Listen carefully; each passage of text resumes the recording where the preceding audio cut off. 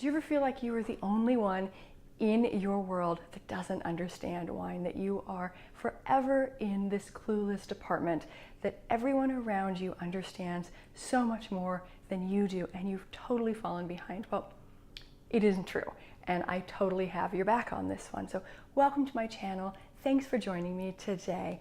We are going to talk about how to properly serve wines at the right temperature every time, so you're confident, your guests are happy, and the wine is delicious. So I'm going to start off with the rules, what every sommelier will tell you, and then I'm going to tell you how you should break them, because we don't have to play by the rules. All we have to do is be happy with the way we like things. So if you're dealing with sparkling wines, they should be served the coldest of all wines, and that range is typically 42 to 50 degrees. Light white wines, Pinot Gris, Riesling, Chenin, Vino Verde, it goes on like that. Again, same kind of range of sparkling, 42 to 50. And then you'll want to bump that temperature up about 5 degrees if you're serving rosés from any part of the world, as long as they are dry. And then another 5-degree bump up, so you're in that 50, 55 degree range when you're serving heavier white wines. I'm thinking oaked Viognier, Chardonnay, those kinds of things, things that have a lot of character and a lot of flavor.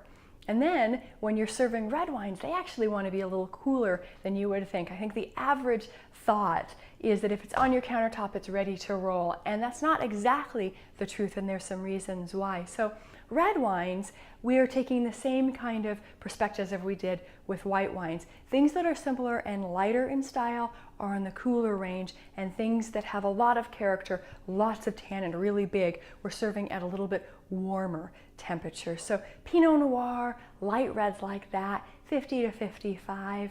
We'll add another 5 degrees to that, go 55 to 60, say-ish, for middle of the road reds in terms of volume and body. And then when you're dealing with Italian reds, big cabs, that kind of thing, you can take those wines all the way to about 65 degrees if you want to.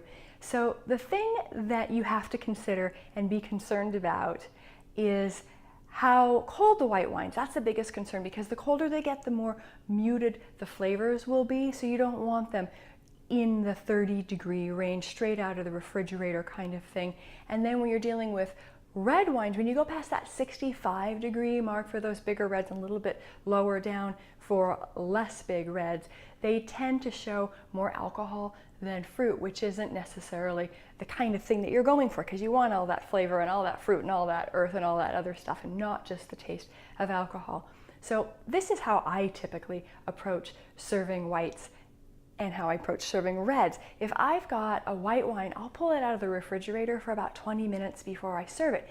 Because keep in mind, your refrigerator is somewhere in the mid 30 degrees. So you want a little bit of time to bring those wines into the 40s, even 50s if you're shooting for that.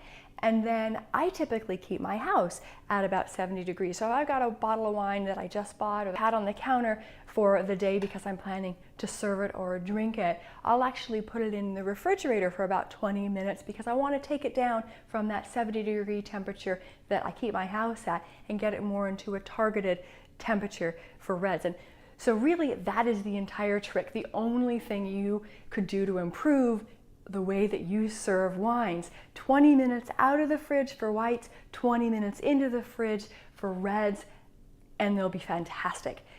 But I also want to remind you that wine is all about you. It's about what you like. Now, I've been a winemaker for almost 20 years, and I know that I should, in everyone else's mind, play by the rules of wine, but I'm going to tell you, when it's 100 degrees in Lake Chelan in the middle of the summer, I put ice cubes in my red wine because it tastes better to me that way. So if you like your wines colder, you like them warmer, you like ice cubes, however you like it, it really doesn't matter, because at the end of the day, wine is about enjoyment. So I want to thank you for joining me today on my channel. Before you leave, be sure and subscribe. There's lots of great content for you here, and I don't want you to miss a thing. So thank you.